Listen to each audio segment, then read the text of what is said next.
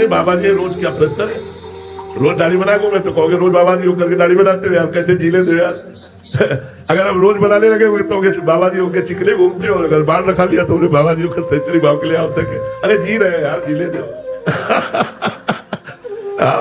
अब रोज साबुन लगावे, तेल लगावे, कंघा चलावे तो कहोगे यार क्या जुल्फे काटे बाबा जी घूम रहा है। और अगर हम ऐसे ही जंगली की तरह जी रहे तो भी कहेंगे क्या इसकी जरूरत क्या है, काहे को जटा बढ़ाए हो, तो हमें जीने दो और भजन करो।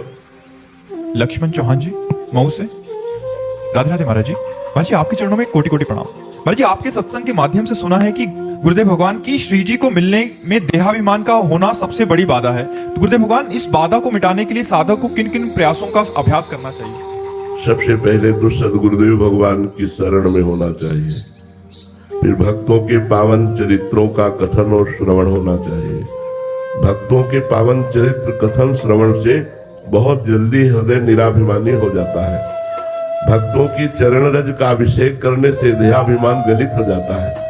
बिना भक्तों की चरण रज का सेवन किए देहाभिमान गलित नहीं होता है। लहु गणित तपसा न याति न चेज्या न निरुपणाद गृहाद्वा न छंदसा नैव जलाग्नि सूर्यो बिना महत्पाद रजोभिषेकम। महापुरुषों की चरण रज का अभिषेक किए बिना ये देहाभिमान गलित नहीं होता। इसलिए सदगुरुदेव की शरण में होकर भक्तों का संग, भक्तों के चरित्र सुनना, भक्तों का सेवन, मन वचन कर्म से उनकी सेवा बन जाए तो भगवान की असीम कृपा भक्त सेवन से होती है। भगवान की कृपा जिसे प्राप्त करनी है वो भक्त सेवन करे। भक्त सेवन करने से जिनकी संगति रात जाति कुल मद सब नन सही। भक्तों के संग में रहने से, भक्तों के चरित्र सुनने से, भक्तों की नामावली का गुणगान करने से हमारी जाति का अभिमान, विद्या का, कुल का, देह का, सब तरह का अभिमान नष्ट हो जाता है। इसलिए नमन भक्ति के द्वारा भक्त संग करते हुए भगवान नाम जप के प्रभाव से इसी जन्म में हम भगवत प्राप्ति कर सकते हैं। अजहू सोच विचार के गई भक्तन पद ओट, हरि कृपालु सब पाछली क्षमे तेरी खोट। आज भी सोच विचार करके देख लो तुम क्या कर सकते हो। इसलिए भक्तों की चरण शरण ले लो। भक्तों की कृपा से तुम्हारे पीछे के सारे अपराधों को भगवान माफ कर देंगे और तुम्हारा देहाभिमान भी वो गलित कर देंगे। तो भक्तों का संग अत्यंत अनिवार्य है। भक्त चरण रज, भक्तों के वचनों का श्रवण, भक्तों के चरित्रों का गायन, इससे देहाभिमान नष्ट हो जाता है। पूनम जी फरीदाबाद से। राधे राधे महाराज जी। महाराज जी आत्म साक्षात्कार क्या है और आत्म साक्षात्कार हो जाने पर कैसा अनुभव होता है? आत्म साक्षात्कार अपने स्वरूप का अनुभव, किसी और का नहीं। जो मैं है उसी का अनुभव है। अभी मैं देह भाव में लग गया है, मैं अंतःकरण में आरोपित हो गया है, अंतःकरण इंद्रियों के साथ विषय भोगों में लगा हुआ है, तो आप अनुभव ही नहीं कर सकते, भावना ही नहीं कर सकते, कल्पना ही नहीं कर सकते कि आत्म स्वरूप क्या है।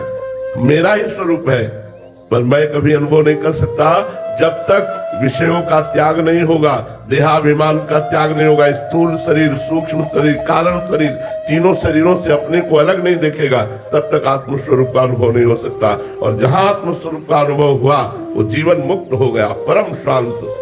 ब्रह्म भूता प्रसन्नात्मा न सोचति न कांक्षति समा सर्वेषु भूतेषु मद भक्तिं लभते पराम। वो आत्मस्वरूप का बोध प्राप्त हुए ब्रह्मभूत महापुरुष अखंड प्रसन्नता को प्राप्त होता है। ना कोई शोक होती है, न कोई चिंता, न कोई चाह। कैसा अंतःकरण होता है आत्मबोध संपन्न महापुरुष का, न कोई चाह, न कोई चिंता, न कोई शोक, न कोई भय। निरंतर आनंद ही आनंद, से अखंड आनंद कहते हैं, आत्मानंद कहते हैं, विज्ञानानंद कहते हैं। उस आनंद को प्राप्त होने के बाद जन्म मरण से वो मुक्त हो जाता है, उसे आत्मानंद कहते हैं। वो अनुभव तभी होता है जब लोक और परलोक के समस्त भोगों से वैराग्य, स्थूल सूक्ष्म कारण तीनों शरीरों के राग का त्याग और निरंतर अपने स्वरूप में रमण। तब अभी तो स्वरूप का ही परिचय नहीं, अभी तो स्वरूप जो शीशा में देखते हो उसे ही मानते हो। पंच भौतिक देह को कैसे आत्म स्वरूप को जानोगे? जब गुरु चरणों का आश्रय लेकर विवेक जागृत होता है, विवेक के द्वारा लोक परलोक के समस्त भोगों से वैराग्य होता है, इंद्रियों का दमन, मन का निग्रह और पूर्ण तितिक्षावान, पूर्ण श्रद्धावान चित्त का परमात्मा में निरंतर स्थित रखना और मैं इसी जन्म में मुक्त हो जाऊं, ऐसी मुमुक्षुता जागरण होना, तब आत्म स्वरूप का बोध होता है। अलका जी यूएसए से। राधे राधे महाराज जी, आपके चरणों में कोटि कोटि प्रणाम।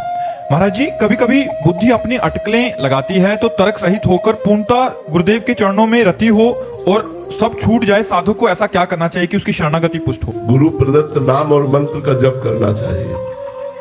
जितना गुरु मंत्र का जप करोगे उतने गुरु में श्रद्धा बढ़ती चली जाएगी, विश्वास बढ़ता चला जाएगा।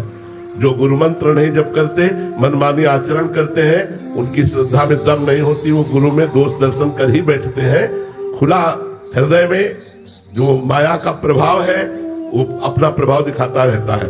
बंद हृदय में माया का प्रभाव जल्दी प्रभावित नहीं कर पाता। बंद हृदय का द्वार वही है जो भगवान के ध्यान और नाम में, नाम जब चल रहा है, गुरु मंत्र चल रहा है तो मानो पहरेदार खड़ा है, और भगवान का ध्यान है तो मानो दरवाजा बंद है। नाम पहारू दिवस निश, ध्यान तुम्हार कपाट। अब यहाँ खुला हृदय है, माया अपना जो प्रभाव चाहती वो दिखाती, हम परेशान है। न पहरेदार है न दरवाजा बंद है। पहरेदार नाम पाहरू दिवस निश, रात दिन भगवान का नाम पहरेदार, और ध्यान तुम्हार कपाट। प्रभु का ध्यान मतलब दरवाजा बंद, अब माया का प्रवेश बंद, माया का प्रभाव नहीं पड़ेगा। इसलिए हमारे मन में, हमारे चित्त में निरंतर चिंतन मनन भगवान के नाम का, गुरु मंत्र का हो, तो गुरु में निर्दोष ब्रह्म स्थिति आ जाए कि गुरु साक्षात पर ब्रह्म, हमारे गुरुदेव साक्षात पर ब्रह्म है, ऐसा अनुभव हो जाए। पारस जी कानपुर से। राधे राधे महाराज जी। महाराज जी, क्या तत्व ज्ञान का बोध होने से माया गिरा सकती है? फिर माया है ही नहीं, फिर तो क्या? जब तत्व बोध हो गया तो माया है ही नहीं। तत्व बोध ना होने के कारण माया है। माया का मतलब क्या होता है? भ्रम। जब हम जान गए दूर पड़ी हुई वो रस्सी है, सांप नहीं है, और हमने प्रकाश में देख लिया कि वो रस्सी तो बह रहेगा क्या?